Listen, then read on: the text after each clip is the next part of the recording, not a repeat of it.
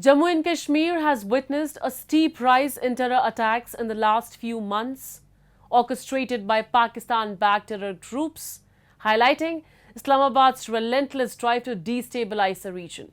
Recently, terrorists carried out an attack on security post and the house of village defense guard in Rajouri area of Jammu. However, Indian Army thwarted the attack and neutralised a terrorist. We have a report. In the early hours of July 22nd, around 4 am, 3 Pakistani terrorists launched an attack on the house of a village defense guard in the Gunda area of Rajouri, Jammu and Kashmir.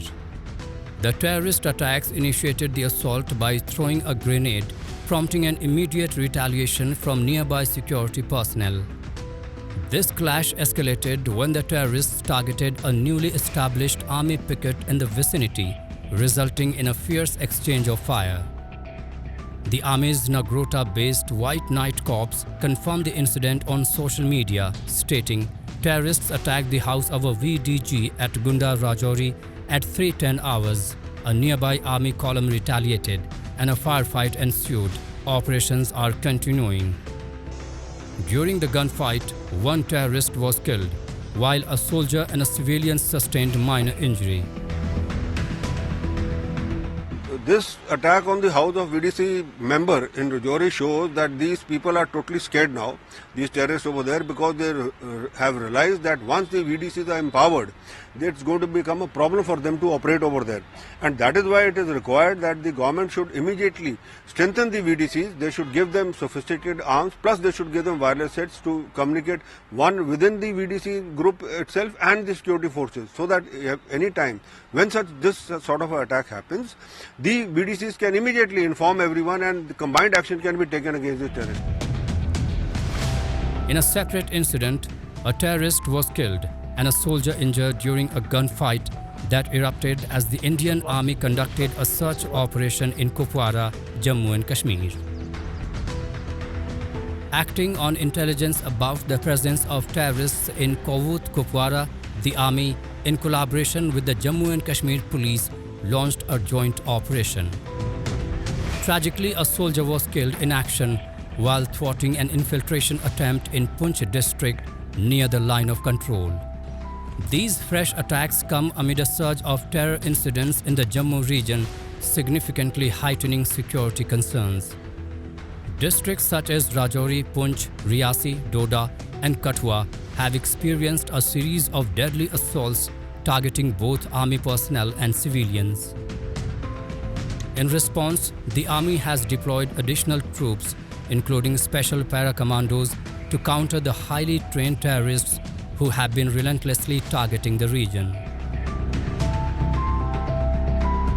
Pakistan, after seeing that their strategy is failing in Kashmir, they thought what to do. Now they focus changed to shifted to Jammu side. There are 3-4 reasons for this. Number 1, because taking advantage of the less density of the security forces. Number 2, the difficult terrain, because earlier also in 2001 and 90s, this area is very active. They know what kind of terrain is there. The thick jungles, caves and mountains.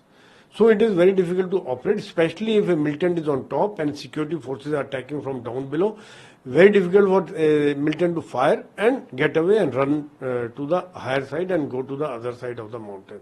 So operations are very difficult. They are trying to create a disturbance in Jammu region, maybe religious disturbance, Hindu-Muslim riots, and so that the attack on the Hindus by the militants can cause a sort of a disharmony in this region.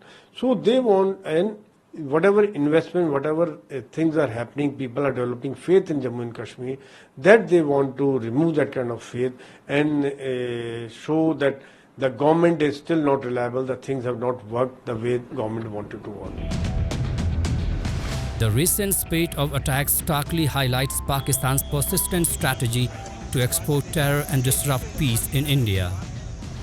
Beyond immediate security threats, these incidents underscore deeper challenges facing Jammu and Kashmir.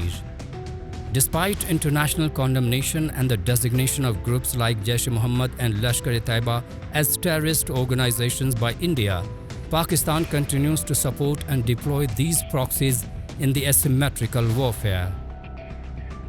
Since the abrogation of Article 370 and Article 35A, security forces have intensified their efforts to combat unlawful activities aimed at destabilizing peace and unity in the Union territory.